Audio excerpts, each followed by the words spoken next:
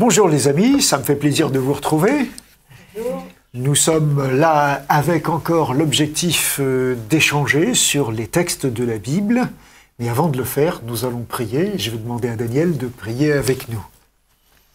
Seigneur, notre Père, notre Dieu, nous te remercions particulièrement d'avoir la possibilité d'étudier ta parole et notamment ce livre de la Révélation qui est riche en enseignements. Et pour cela, veuille nous ouvrir ton esprit au nom de Jésus. Amen. Amen. Ben voilà, comme Daniel l'a dit dans sa prière, on va se focaliser aujourd'hui sur le livre de l'Apocalypse ou Révélation. C'est en général un livre mystérieux qui inspire des peurs, hein, parce que le mot apocalypse a été utilisé comme synonyme de catastrophe, alors qu'en fait c'est un mot qui veut dire révélation, dévoilement. En fait, c'est le mot du vocabulaire technique du théâtre. Vous savez, après les 3 coups, on tape les 3 coups, et qu'est-ce qui se passe ? On lève le rideau. Le rideau s'ouvre. Hein, et l'Apocalypse, c'est le rideau qui s'ouvre. Alors, quand le rideau s'ouvre dans ce livre-là, on se rend compte qu'il y a 2 types de scènes. Il y a des scènes qui se passent dans le ciel, et il y a des scènes qui se passent sur la terre. Et dans les scènes qui se passent sur la terre, c'est là qu'effectivement, on y voit des catastrophes, parce que les êtres humains sont souvent des catastrophes. Enfin, en tout cas, moi, ma femme me le dit, je suis une catastrophe ambulante, et elle a certainement raison. Mais je ne crois pas être le seul. Et puis, il y a des scènes qui se passent au ciel, et qui sont vraiment d'une teneur et d'une atmosphère complètement différentes. Ce sont des scènes où on voit un trône, on ne voit jamais Dieu, et puis on voit des personnages qui sont en adoration devant Dieu. Et ce sont ces scènes-là qui vont retenir plus particulièrement notre attention parce que nous avons besoin de comprendre quelque chose. Pourquoi, dans le ciel, adore-t-on Dieu ? Pourquoi ce que nous espérons, être dans le ciel avec Dieu pour l'éternité, pourquoi l'adorer encore ? Qu'est-ce que c'est que cette adoration ? En quoi ça consiste ? Alors, on va lire un premier texte de ce livre de l'Apocalypse, qui est un texte qui se trouve au centre du livre, au chapitre 14, dans les versets 2 et 3. On va demander à Jean de nous lire ce premier extrait. « J'entendis du ciel une voix comme la voix de grandes eaux, comme le bruit d'un fort coup de tonnerre, et le son que j'entendis était celui des joueurs de harpe jouant de la harpe. Ils chantent un cantique nouveau devant le trône et devant les 4 êtres vivants et les anciens. Personne ne pouvait apprendre le cantique, sinon les 144 000 qui avaient été rachetés de la terre. » Alors c'est un texte qui contient des petites choses mystérieuses, comme ce chiffre de 144 000 personnes, mais pourtant c'est un texte dans lequel l'apôtre Jean nous parle d'une adoration. Alors cette adoration, comment l'aperçoit-il ? Il entend du ciel Voilà. une voix. Donc il l'entend, c'est perçoit par les oreilles. Hein. Il ne voit pas cette adoration, mais il l'aperçoit, il l'entend. Et il entend une voix. Une voix. Une voix. Pas des voix. Hein. C'est pas quelqu'un qui tout d'un coup entend des voix.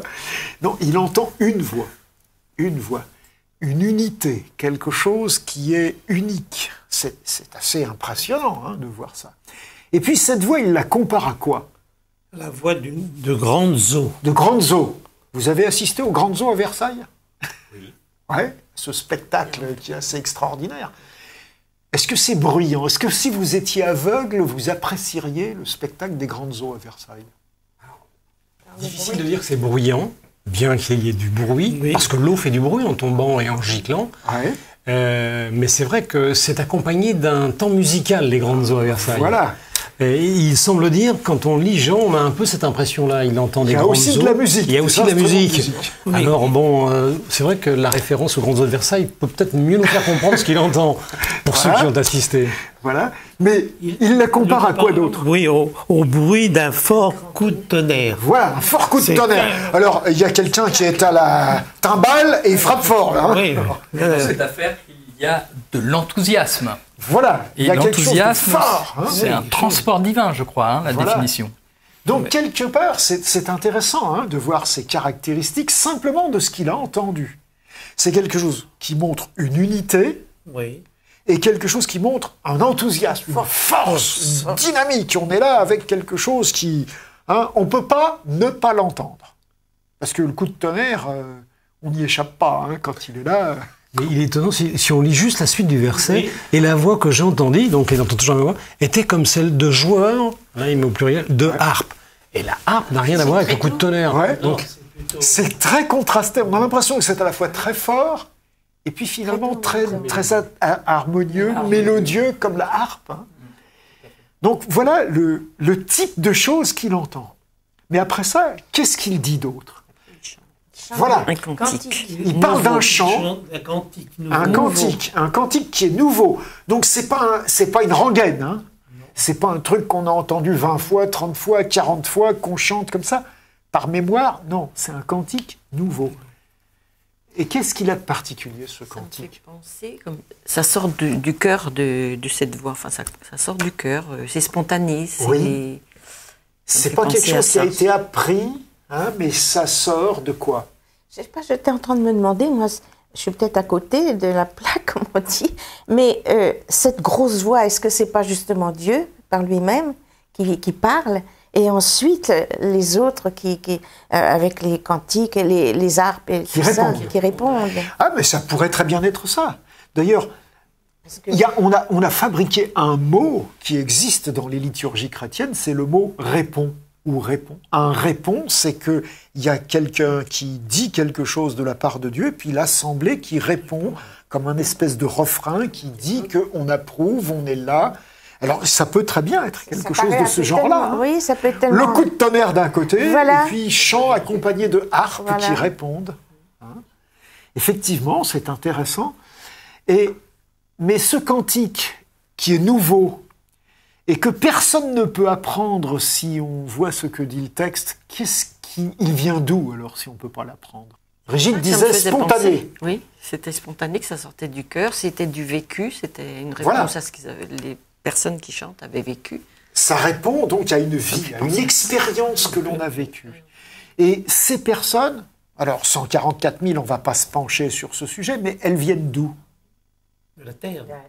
Ce sont les rachetés de la terre. Ce sont donc des gens pour lesquels Dieu a payé comme une rançon, il les a rachetés, il les a libérés. Et maintenant, parce qu'ils ont vécu cette expérience, ils peuvent chanter ce chant. L'expression de joie. Voilà. Oui, de reconnaissance. Même, de reconnaissance. Bien sûr. Et donc ça s'invente pas, ça s'apprend pas. On prend pas des cours pour dire merci. Même si on peut enseigner à nos enfants que c'est le mot magique, merci. Mais c'est pour ça que personne ne pouvait l'apprendre. Voilà. Parce que les autres n'ont pas vécu ce que ces personnes avaient vécu. Tout à fait. C'est l'authenticité d'un vécu qui s'exprime dans cette phase-là d'adoration du livre de l'Apocalypse.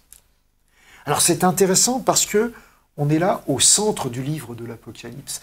L'Apocalypse, c'est un livre qui est construit un peu comme une pyramide. Le début fait écho à la fin, puis la première partie à l'avant-dernière, puis la deuxième partie à celle qui est avant. Et puis comme ça, on arrive jusqu'à un milieu. Et le texte que nous a lu Jean est exactement au milieu du livre. Et donc, c'est le sommet. Le sommet, c'est cette adoration des rachetés de la terre. Donc, ils ont connu les drames de la terre, ces visions sinistres, dangereuses, qui font peur de l'Apocalypse. Ceux-là, ils en sont sortis. Et parce qu'ils en sont sortis, au cœur du livre, ils sont là, dans cette reconnaissance d'un chant qu'on ne peut pas apprendre, mais qui sort du cœur, parce qu'on a vécu la libération que Dieu offre. Donc voilà quelque chose d'intéressant qu'on peut découvrir dans ce texte. Alors on va lire un deuxième texte dans le même chapitre. C'est les versets 6 et 7 où on parle là d'une autre vision. C'est une autre partie du livre. Je vis ensuite un autre ange voler haut dans le ciel. Il avait un évangile éternel pour l'annoncer aux habitants de la terre, à toute nation, à toute tribu et à toute langue et à tout peuple. Il disait d'une voix forte « Craignez Dieu et rendez-lui gloire, car l'heure de son jugement est venue.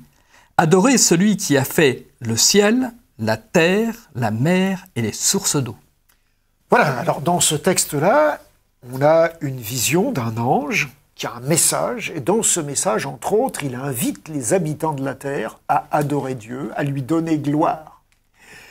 Rappelons-nous juste un tout petit peu le contexte. Juste avant ça, il y a eu donc la petite vision centrale dont on a lu un extrait, mais il y a eu une vision où on voyait 3 monstres.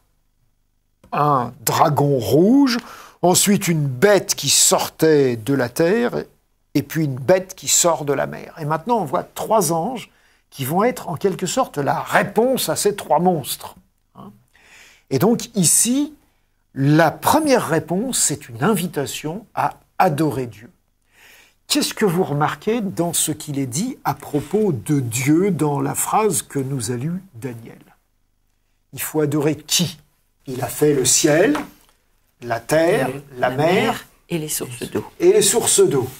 Et dans le livre de l'Apocalypse, on se rend compte que les hommes créent des difficultés à la terre, à la mer, aux sources d'eau, et même aux astres du ciel.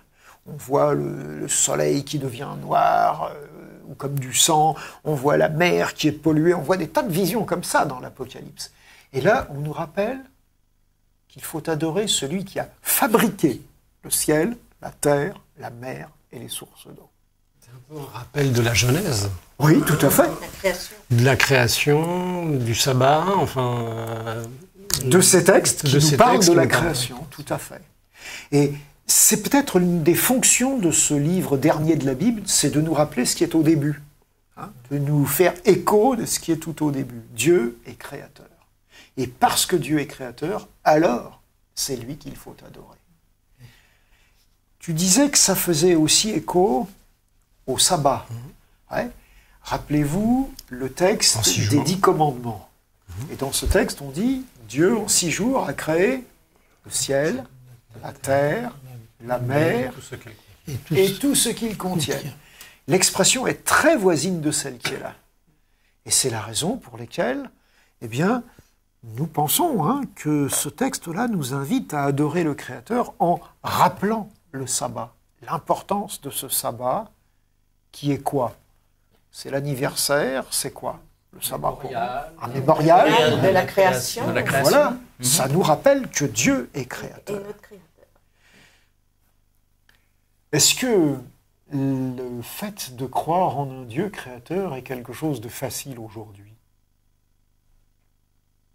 Les gens que vous rencontrez, est-ce qu'ils croient ça? Non. Difficilement. Difficilement. Ils croient quoi? À l'évolution.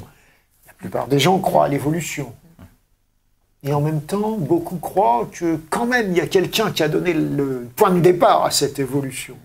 Parce qu'on se rend bien compte qu'on n'arrive pas à expliquer tout sans qu'il y ait, comme disait Voltaire, cette montre, cette horloge, il faut bien qu'elle ait un horloger quelque part pour que ça fonctionne. Et c'est vrai que la Bible nous invite à réfléchir à un Dieu qui est à l'origine de tout, que tout n'a pas pu venir comme ça tout seul, par hasard. Et donc que ça justifie le fait d'adorer le Créateur. Maintenant, dans la description de cette partie de l'Apocalypse, où donc les bêtes, les monstres font l'écho, disons les anges vont répondre aux attaques des monstres, il y a un des monstres qui est appelé la bête dans le livre de l'Apocalypse et qui impose son adoration.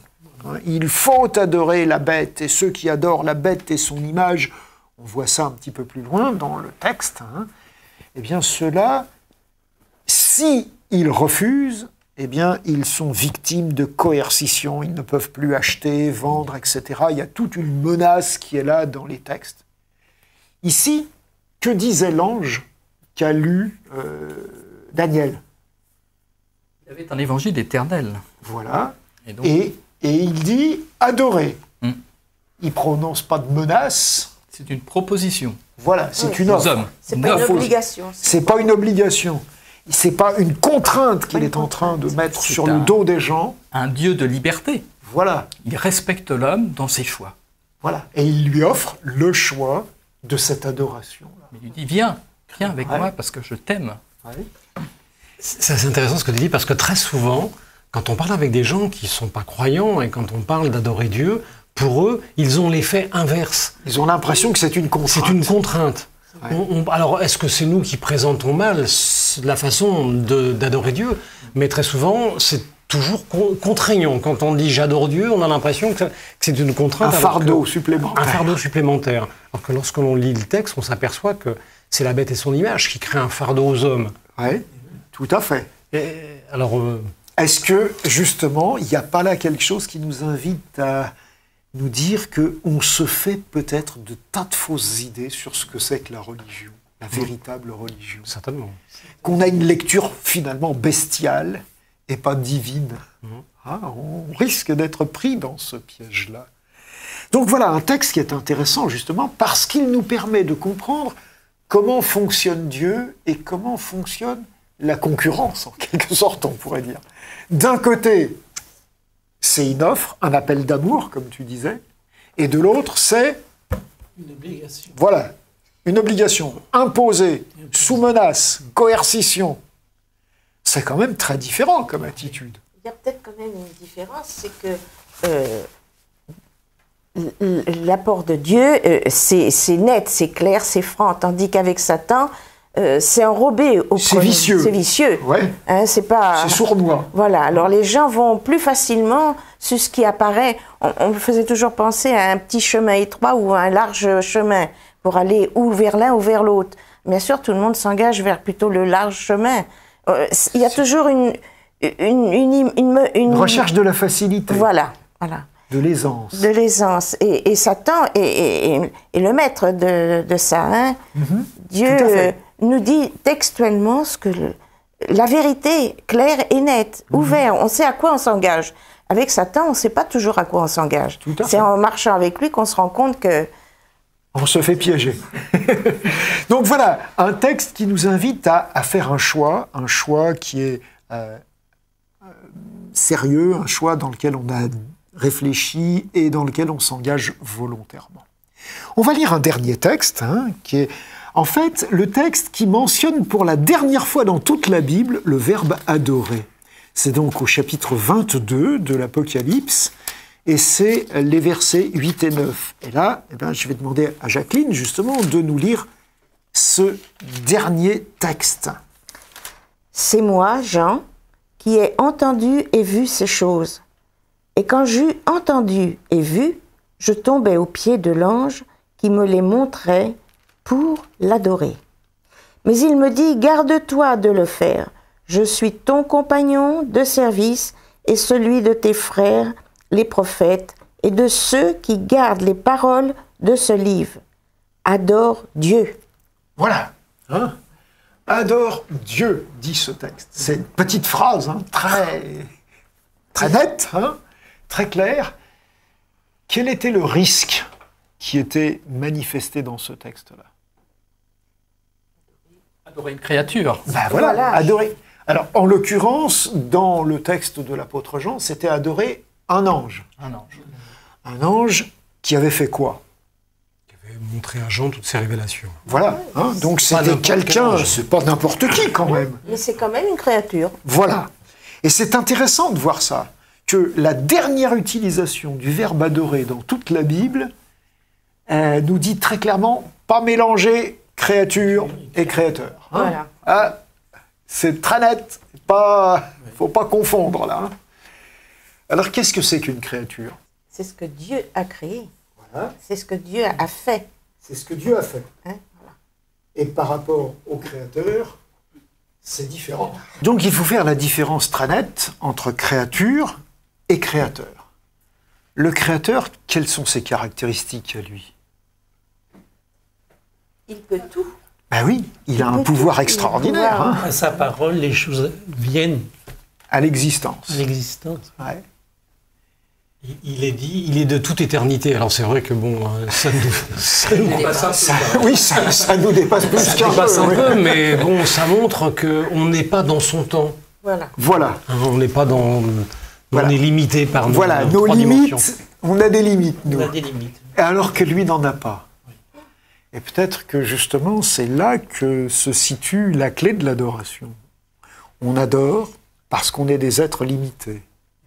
Et on adore quelqu'un qui, lui, est sans limite.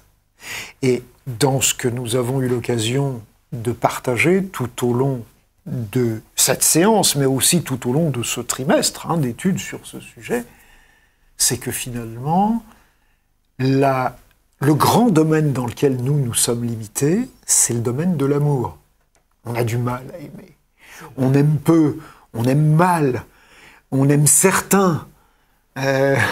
Alors que Dieu, c'est assez extraordinaire de voir ce que les textes nous disent. Il n'exceptionne personne. Voilà, il ne fait pas de distinction, il n'exclut pas, il aime. Le texte nous dit, il fait pleuvoir sur les bons comme sur les méchants, il fait lever son soleil sur les uns comme sur les autres. Il est le créateur de tous, le Père de tous. Il n'exclut personne.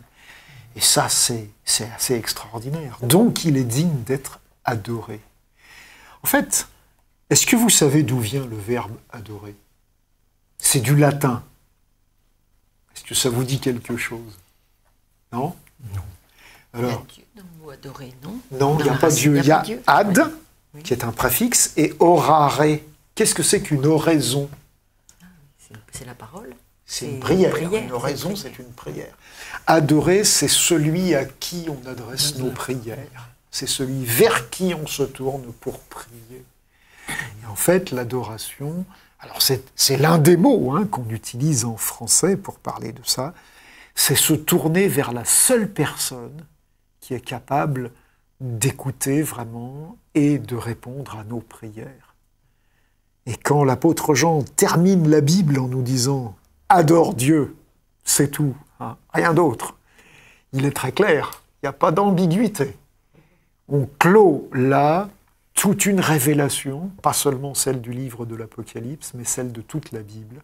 Il n'y a que Dieu qui puisse être adoré, qui puisse répondre vraiment à vos prières, à nos prières. La communion qu'il y aura entre lui et nous est un lien de respect, d'amour, de reconnaissance même que nous sommes ses créatures. Tandis que si on adore quelqu'un, il y a des risques profonds, et on l'a vu à travers l'histoire, le culte de la personnalité, où effectivement, en adorant des personnes, on en exclut d'autres. On en exclut d'autres. Et on devient finalement très partiel, très partial, et on fait des dégâts. Et c'est peut-être aussi une des belles choses à apprendre, c'est que si Dieu est le seul digne d'être adoré, et qu'il est le Père de tous, puisque le Créateur de tous, ça nous invite à n'exclure personne. Tous frères et sœurs. Et oui. Et c'est pour ça que, comme on l'avait vu dans notre étude précédente, dans l'Église primitive, l'adoration, c'était communion fraternelle. C'était pas exclusion, mais communion. Communion. Donc voilà ce que ce livre de l'Apocalypse peut nous enseigner brièvement sur cette notion d'adoration. Merci pour votre participation et on se retrouvera sans doute une prochaine fois pour une autre étude.